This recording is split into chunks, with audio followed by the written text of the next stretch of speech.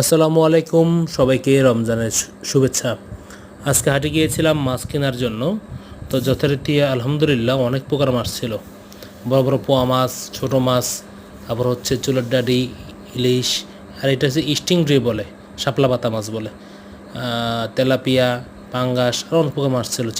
চিংড়িগুলো খুব তাজা ছিল, আলহামদুলিল্লাহ খুবই তাজা ছিল। আর পোয়া ম্যাক্সিমাম মাছগুলি তাজা ছিল। এই ইলিশ মাছগুলো আমরা দাম বলেছিলাম, উনি বলেছিলেন